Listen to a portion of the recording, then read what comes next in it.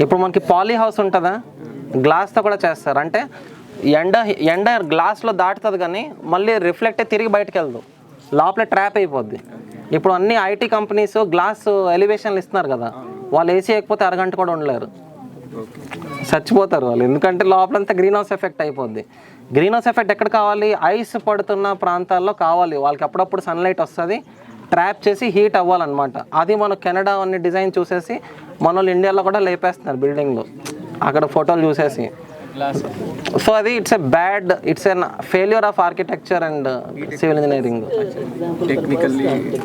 It is failure అండి, క్లియర్గా it's a failure. ఇప్పుడు ప్లాస్టిక్ కూడా మ్యానుఫ్యాక్చరింగ్ అయింది, చాలా మంచి విజన్తో అయింది అనమాట. కానీ అదేమైంది ఇప్పుడు మన డిఎన్ఏలో వరకు వెళ్ళిపోతుంది. It's basically changing everything. బాడీలో ఒక సిమ్ కార్డ్ అంత ప్లాస్టిక్ ఉందంటారు, whatever microplastic is there everywhere కదా. సో అది అనుకోలేదు ఎవరు, కానీ it has happened like that. So designing mindset అనేది కూడా చాలా, people's mind is more destructive than anything. So అది డిజైనింగ్లో ఫెయిల్యూర్ అది. సో అలాగే మీకు గ్లాస్ ఏంటంటే గ్రీన్ హౌస్ ఎఫెక్ట్ కన్ఫామ్గా చేస్తాం.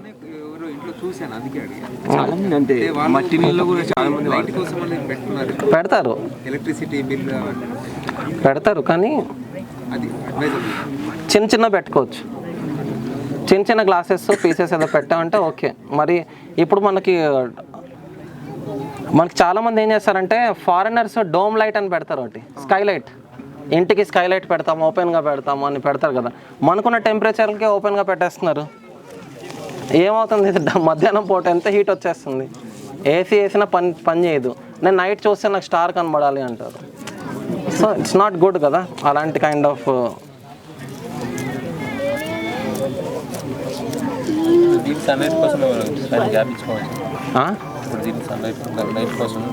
చిన్న పెట్టుకోవచ్చు, మండువా ఇచ్చుకోవచ్చు. మండువాలో ఏంటి, గ్లాస్ ఉండదు, మండువాలో ఓపెన్, సెంటర్లో ఓపెన్ ఉంటుంది కదా. ఇప్పుడు మీరు కొన్ని వికారాబాద్ ఇల్లు చూడండి, చిన్నదైనా ఇస్తారు, 3 అడుగులు బై 3 అడుగులు మండువా కూడా ఇస్తారు. మండువాలు ఇస్తారు కదా, వాళ్ళకేం పెద్ద మండువా అవసరం లేదు. 1000 స్క్వేర్ ఫీట్లో కూడా మండువా కడతారు, 600లో కూడా కడతారు. ఓకే. సో మండువాలో ఒక బెనిఫిట్ ఏంటంటే స్టాక్ ఎఫెక్ట్ అంటారు. మండువా ఏమవుతుంది, ఇక్కడ ఓపెన్ ఉంటుంది కదా, ఇక్కడ సన్లైట్ వస్తుంది, అన్నీ వస్తుంది. ఇప్పుడు ఇక్కడ లోపల ఏమవుతుందంటే లో ప్రెషర్ ఫామ్ అవుతుంది, చుట్టూ నుంచి కవర్డ్ కదా. లో ప్రెషర్ ఏం చేస్తుంది, హై ప్రెషర్ని లాగుతుంది. అప్పుడు కిటికీల నుంచి బయట నుంచి గాలంతా గుంజుతుంది అనమాట. సో ఆ కిటికీల దగ్గర మనం ఉంటాం, మనకు చల్లగాలి వస్తుంది, మళ్ళీ హాట్ ఎయిర్ అంతా ఇలా పైకి వెళ్ళిపోద్ది, బయటకు వెళ్ళిపోద్ది. స్టాక్ ఎఫెక్ట్ మండువా ఇల్లులు. సో చాలామంది ఊర్లో మండువా ఇల్లులు 8 మండువాలు 10 మండువాలు కనెక్ట్ అయ్యి కట్టేవారు అనమాట. అంటే ప్రతి రూమ్లో వాళ్ళకి ఆ ఎఫెక్ట్ కావాలి, ఆ గాలి కావాలి, ఆ వెంటిలేషన్ కావాలి. సో నేను మొన్న ఒక ఆయనతో మాట్లాడితే ఆయన ఇల్లులో 8 నుంచి 9 మండువాలు ఉన్నాయన్నమాట. 15 నిమిషాలు ఇల్లు తిరగడానికి పడుతుంది నాకు అన్నాడు. మా ముత్తాత అలా కట్టించాడు, ఇప్పటికీ మేము అది వాడుతున్నామని. చల్లగా ఉంటుంది మండువా ఇల్లు, అందుకే ఉంటుంది స్టాక్ ఎఫెక్ట్. లో ప్రెషర్ హై ప్రెషర్ని అట్రాక్ట్ చేస్తుంది. అంటే ఇక్కడ లో ప్రెషర్ క్రియేట్ అవుతుంది, హై ప్రెషర్ విండ్ని లాగుతుంది, హాట్ ఎయిర్ పైకి తీసుకెళ్ళిపోయింది. ఓకే. సో వెంటిలేషన్ సర్క్యులేషన్ ఉంటే ఎలాంటి రోగాలు రావు, ఎలాంటి బ్యాక్టీరియా బిల్డప్ కానీ ఫంగస్ వచ్చేస్తుంది గోడలకి, లేకపోతే ఇవన్నీ చెప్తాం కదా, ఇవన్నీ ఏం అవ్వవు అనమాట. సో అది డిజైనింగ్ ఈజ్ డిఫరెంట్. ఏది వస్తుంది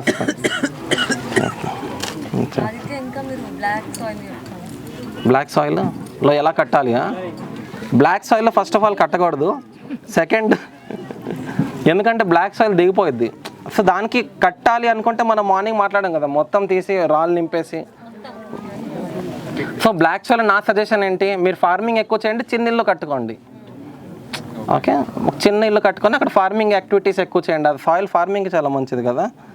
సో చేసుకుంటే మంచిది. ఇలా దోలాలు ఎప్పుడు పెట్టద్దు, గోడ ఎంతవరకు రావాలి దోలాలు, చిన్నగా అయిపోయింది కదా, ఇరిగిపోయింది. సో వద్దలేండి.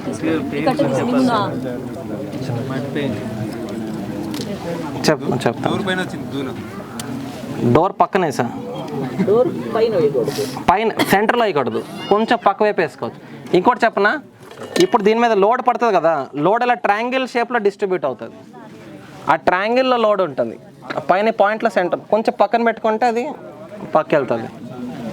ఇది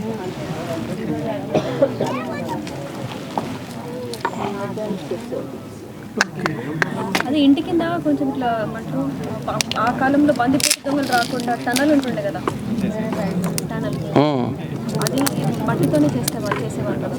టనల్సా స్టోన్తో కట్టారు, కింద ఉండదు కదా కింద. అదే మామూలు ఇల్లు అంతా మట్టిదే, బట్ టనల్స్ ఆ కాలంలో బందిపోటు దొంగలు అంటే stay for 1-2 months stay in that tunnel only, this place to that place. అది డైరెక్ట్గా మట్టిలో తవ్వేశారు, లేకపోతే స్టోన్తో నాకు తెలిసి లైనింగ్ చేసేవారు. ఎందుకంటే అది మట్టితో అలికేశారు, స్టోన్తో చేశారు. ఎందుకంటే భూమి కింద స్టోనే ఆగుతుంది మాయిశ్చర్కి దేనికైనా, అది స్టోన్తో చేస్తారు. దానికి నేను రాజస్థాన్లో చూశాను, లోపల వాటర్ తాగడానికి ఫెసిలిటీ ఉంటుంది, ఫుడ్ పెట్టడానికి స్టోరేజ్ ఉంటుంది, 4-5 రోజులు బతకడానికి. మనకేంటంటే పోలీస్కి కాల్ చేయడం, లేట్గా వస్తే అయిపోవడం. చూసాను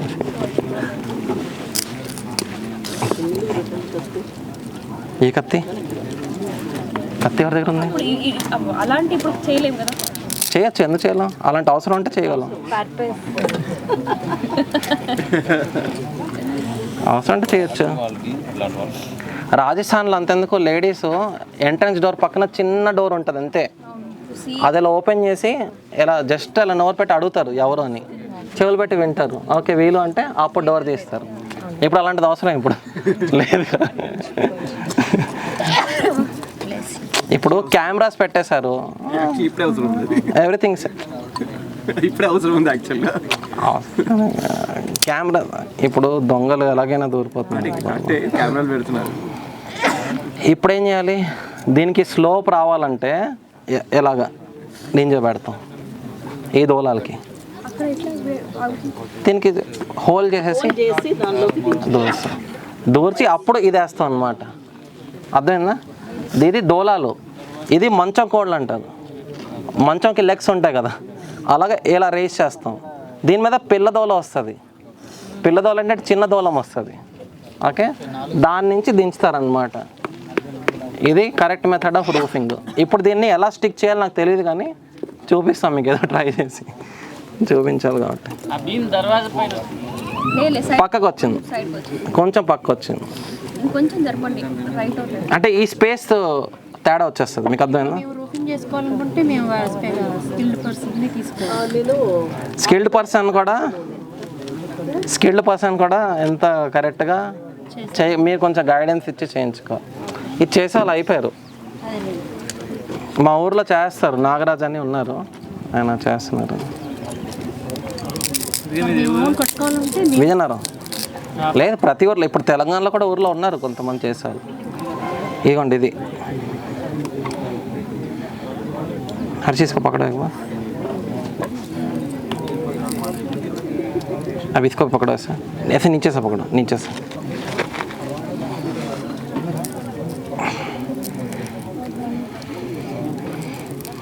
టైమింగ్ మట్టితో స్టిక్ చేసేయండి వచ్చేస్తుంది. థ్యాంక్స్, నాకు ఇది మైండ్లో రాలేదు. మిట్టి से चिपका देते हैं, రౌండ్ చేసేసి మట్టితో స్టిక్ చేయండి. కానీ మీరు కట్టేటప్పుడు మట్టితో స్టిక్ చేయొద్దు. ఇప్పుడు నార్మల్గా ఏం చేస్తారు, కడతారా? ఇప్పుడు మంచంకి మనం హోల్ చేసి జాయింట్ పెడతాం. హోల్ చేసి మంచం కాళ్ళు నార మంచం ఉంటాయి కదా, నార మంచం అది హోల్ చేసి కింద మీద మట్టి వేసేసి లైమ్ స్టోన్ వేసేసి సెట్ అయిపోతుంది. కరెక్ట్. बीम लुढ़ाते तो ये पूरा लुढ़क जाएगा, बीम भी चिपका फिक्स कर दूंगा. కొంచెం మట్టి తక్కువ పర్లేదు, కొంచెం దీనికి బీమ్ ఫిక్స్ చేద్దాం. మరిన్ని అప్డేట్స్ కోసం బ్యాక్ టు రూట్స్ యూట్యూబ్ ఛానల్ని సబ్స్క్రైబ్ చేసుకోండి.